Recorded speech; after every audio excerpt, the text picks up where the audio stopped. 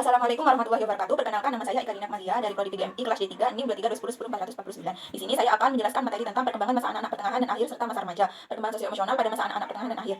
Materi pertama yaitu tentang emotional and personality development. Pada masa kanak-kanak pertengahan dan akhir, anak-anak menjadi lebih skeptis terhadap pernyataan orang lain, khususnya mengenai ciri-ciri psikologis.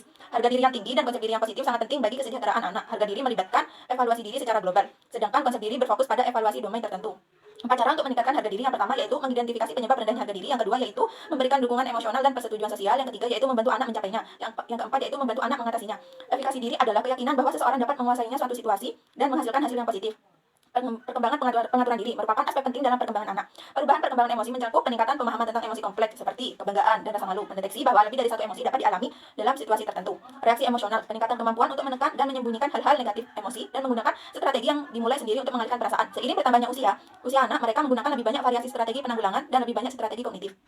Pada awal sekolah dasar, anak-anak mengekspresikan gagasan objektif tentang keadilan. Pada pertengahan hingga akhir tahun sekolah dasar, anak-anak percaya bahwa keadilan dapat berarti bahwa orang lain berkebutuhan khusus atau pantas mendapatkan perlakuan khusus.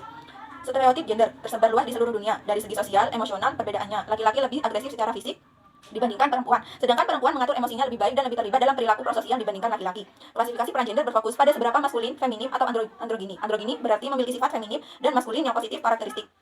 Penting untuk memikirkan gender dalam konteksnya. Yang kedua yaitu familiar. Orang tua menghabiskan lebih sedikit waktu dengan anak-anaknya pada masa pertengahan dan akhir masa kanak-kanak dibandingkan pada masa kanak-kanak usia dini.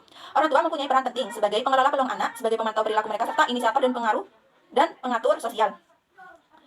Para ibu lebih berfungsi dalam peran manajemen orang tua ini daripada ayah.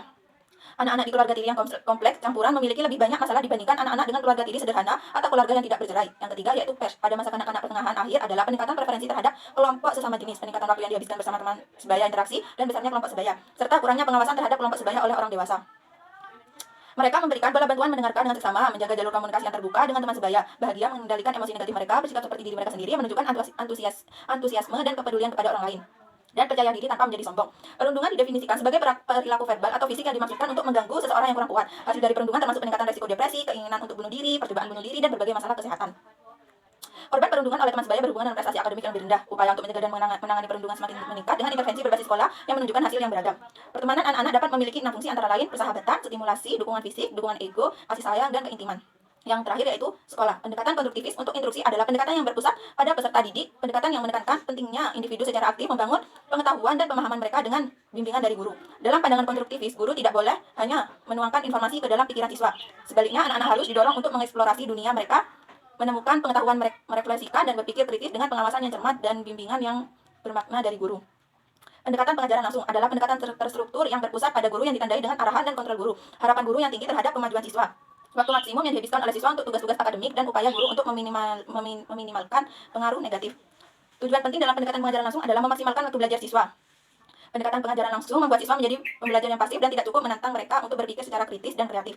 Studi menunjukkan bahwa kemiskinan yang berkepanjangan berdampak negatif pada perkembangan kognitif. Sekolah-sekolah di daerah berpenghasilan rendah memiliki nilai prestasi, tingkat kelulusan, dan sumber daya yang lebih rendah dibandingkan dengan sekolah-sekolah yang berpenghasilan lebih tinggi, sehingga mempengaruhi lingkungan belajar siswa. Pengaruh status sosial, ekonomi, dan etnisitas saling terkait yang berdampak pada kesempatan pendidikan bagi siswa minoritas. Harapan yang rendah untuk anak-anak minoritas merupakan salah satu hambatan dalam pembelajaran mereka.